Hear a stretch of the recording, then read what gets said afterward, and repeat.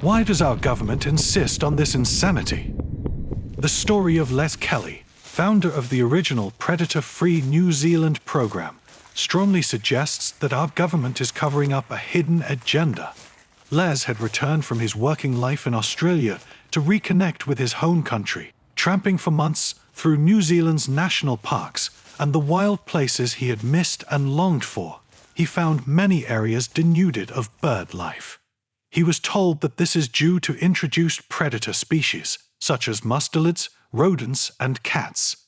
He was shocked to learn about the massive aerial dispersion of 1080 and how this poison cruelly kills a great number of not just target species, but also native wildlife and domestic animals.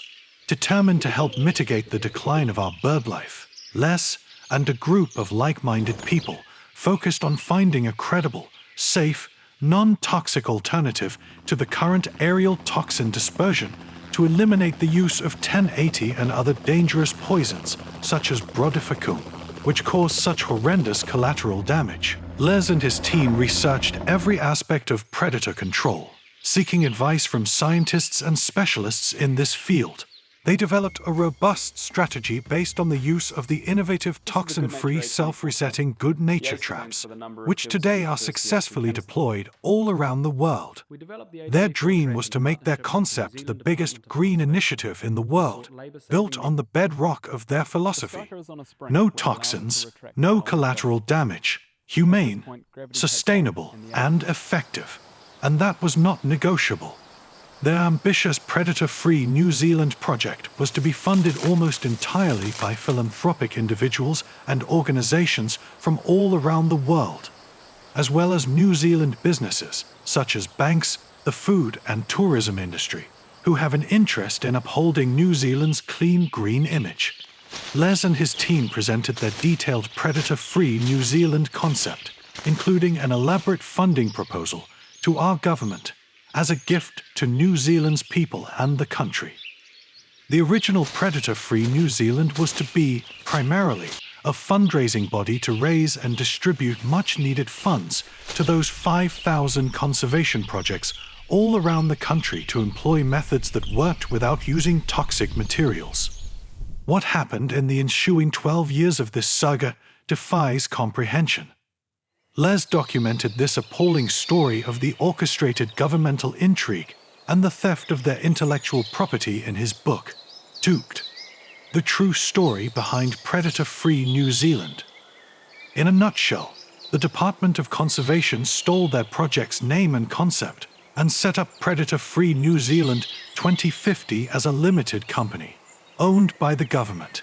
In doing so, they negated any possibility of sponsorship from all the sources Les and his team had identified who would have aligned with and financed their vision of the world's biggest green, toxin-free initiative. Tragically, the bastardized Predator-Free New Zealand 2050 program, now the world's biggest poison campaign against nature, was launched by our government in 2016. Today announcing we have adopted the goal of a predator-free New Zealand.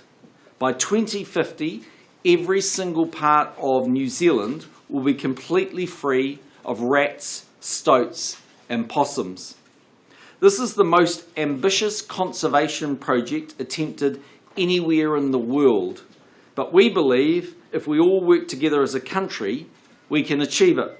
Les and his group are not the only people wondering why our Department of Conservation and affiliated organizations insist on carpet bombing our country with one of the world's deadliest and cruelest poisons. Why are they doing that? They're killing everything. So if I wanted to start a pine forest, or I wanted to go mining, or I wanted some land that's suitable for farming, I would have to go to the authorities to do what I needed to do. So I would have to prove scientifically that there was nothing in there that's native or endangered, and that's a very costly business. So if there's nothing in there that's, and it's been killed off, then there's nothing to worry about. So our hypothesis is destruction for production. They destroy everything that's in there, so then they can lay their hands on productive farmland, of areas where they can plant more pine trees, or they can go in there and dig up gold, titanium, whatever. Why? Why are they doing it? There can be no other explanation. They are killing everything that New Zealand stands for. All of our ecosystem, the unique fauna and flora of our country. There can be no question in my mind, anyhow, that it is destruction for production.